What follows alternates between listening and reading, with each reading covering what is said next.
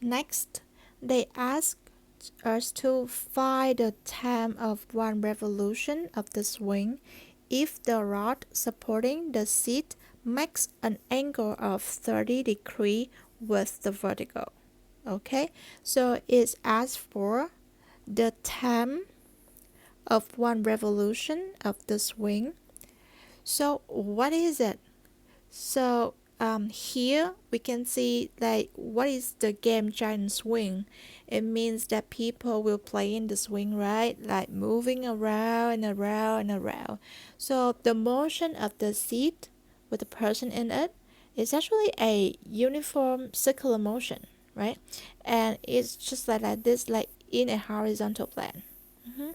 So when they ask for the time of one revolution, actually they ask for the period.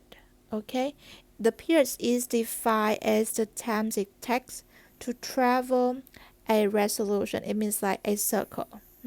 So this is one period. This is another one, two period, and then so on and so on. We need to identify that period. And by the definitions of the period, we can see that the period can be identified as the 2 pi here lies the angle that measure in radian. Is that like 30 degree when it travel for the whole circle, and omega here is the angular speed. It's just like define how fast it go, but just like in angle. And because it's a uniform, so angular speed is a constant in uniform circular motion. And the angular speed here also can be identified by the acceleration. So what is acceleration? So it means that the forces acting on the whole system here,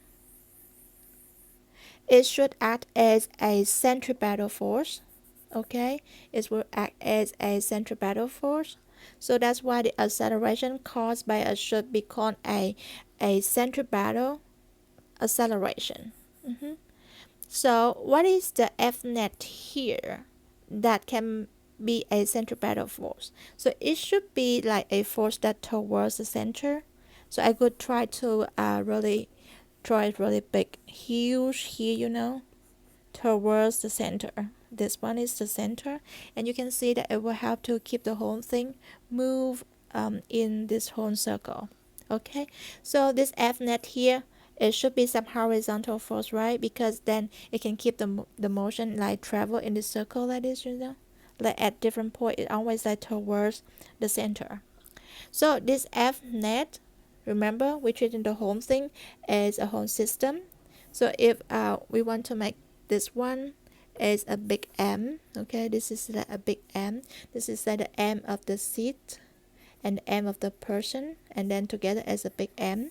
Then this big M here will be called a centripetal acceleration due to the F net.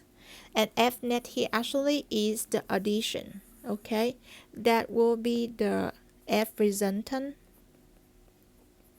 The F resultant is the weight together with the F dot above. Okay, so then we need to identify this F net. And then if we got this one, then we can find the acceleration. And once we got the acceleration, we can find the angular speed, because the acceleration will equals to the omega speed square times with the radius of the circle. So if we want to solve for omega, we just have to get the acceleration divided by the radius, right? And then this is, we just need to take square root of both sides. So that's, we got this one. So if we can find the acceleration, we can find omega, then we can find period, right? And if we want to find the centripetal acceleration, we need to find the resultant force. So how can we find the resultant force? Now we need to know the vector addition. The vector addition rules.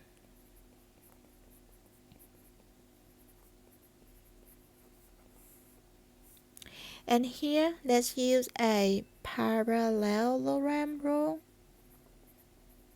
So what is a parallelogram? Okay, so let me make this one clean up a little bit.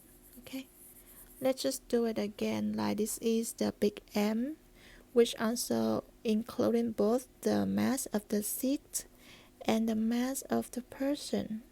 Okay, and now to follow the parallelogram rules to do the vector addition of these two, it means that we need to copy a vector of the weight, and then we will paste it somewhere here. We have to move the tail of the weight to match the head of the rod like this. Okay, I will move this one just to link it up a little bit, you see. So move the tail of the weight here, you see, to the head of the rod here, and then we do the same. We copy the rod here, and then we have it here. Just to create a parallelogram. That's the point. We want to make sure that all the directions of on the vector have to be the same. Okay, because that's the purpose of vector addition. Vector is very important with direction. We are not allowed to change its direction. And you see here, then we have a parallelogram with a couple of lines in parallel with each other, that is one, and then this one, you see. And now the addition, the resultant vector of this one, it should point from the tail, okay, from the tail of both vectors to the other point of the parallelogram. You see this one? Okay, I draw the F net here as in dashed line because this is like the sum of these two vectors. This is not like a force between an object and an object, but it's just a net force. Okay, it's just the resultant vector, and it will act as the centripetal force here. Okay, so then we got it. Why it matter? Because now from this one we can calculate the magnitude of this F net.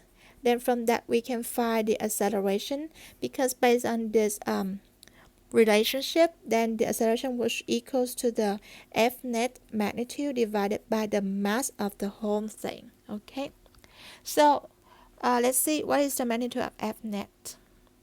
Is there anything special about it? And yes, there is. So the trick to solve this one is that you can see that the F net here somehow, this one here, let me try change the color like this one. The F net here, oh sorry, should be this one. The F net here together with the weight here and the F rod here, they make a triangle, right? And there's something special about this triangle, that it is a right triangle. It is a right triangle. So if this is a right triangle and this angle, how much should it be? 30 degrees, right? Actually, they all kind of the same, right? If you choose to work with this triangle, or you can also like choose to work with this one, right? They're the same thing because this one should be equal to the weight as well.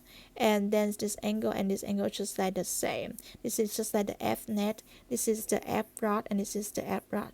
See? So like both of either triangle should work.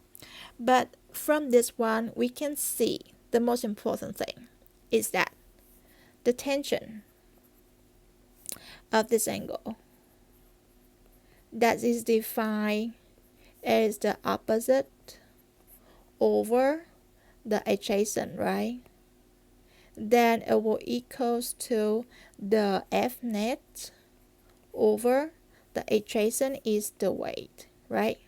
Okay, so then let me write again. Then we got the F net will equals to the weight times with the tension of that angle, 30 degrees. And then we have here F net equals to ma centripetal force. The weight itself will be the big mass, right? The mass of the everything, times with the g, the gravitational acceleration, times with tension, 30 degree, right? Why we need this one? Again, because we want to find AC. So then we need to know all the magnitudes of all the forces so then we can find AC. And then from this one, oh yay, we got it. We see something, right?